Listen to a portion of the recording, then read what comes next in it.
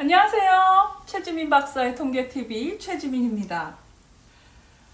오늘은 카이 제곱 검정에 대한 이야기를 할 텐데요. 교차표, 분할표 검정이라고도 하죠.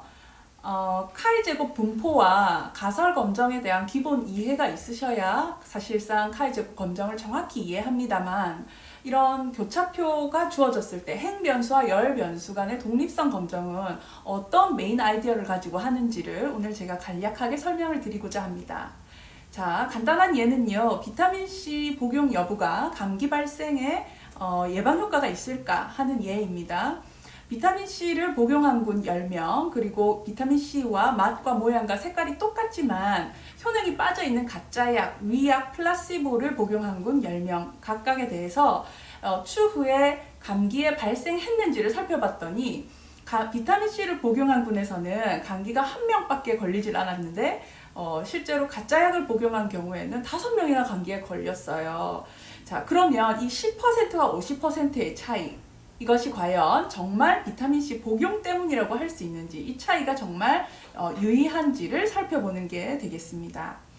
자, 그렇다면 이 9명이라고 하는 이 관측 빈도, 여기에서 기대 빈도라는 것을 우리가 각각의 셀에 대해서 계산을 할 텐데요.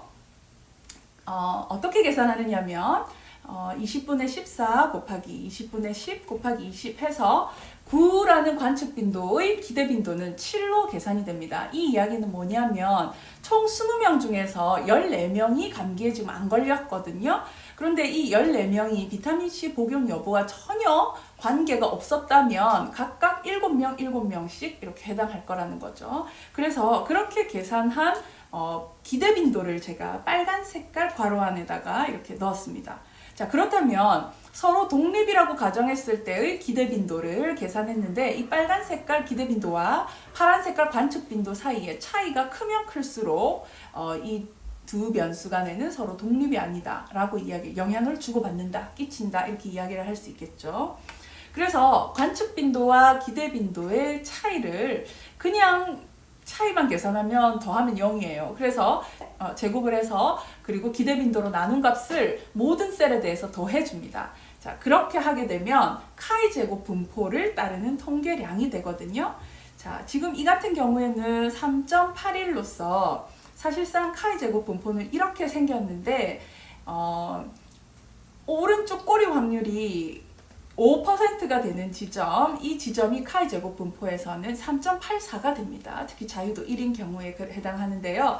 이 3.84보다 검정 통계 값이 오른쪽에 위치해야 노란색 이 색칠한 이 부분 H0의 기각 영역에 들어오는데, 우리 자료는 너무나 아깝게도 그 값에 미치지 못합니다. 그래서 이 경우는 U의 확률을 계산하면 아주 아깝게도 5%를 살짝 넘어서게 됩니다.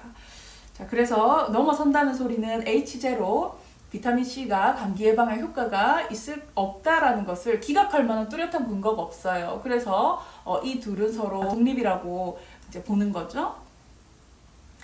통계는 나이스. 카이 제곱 검정을 SPSS에서 수행하는 절차입니다. 교차 분석에 들어가셔서 행변수와 열변수를 내 관심 있는 변수를 집어넣어요.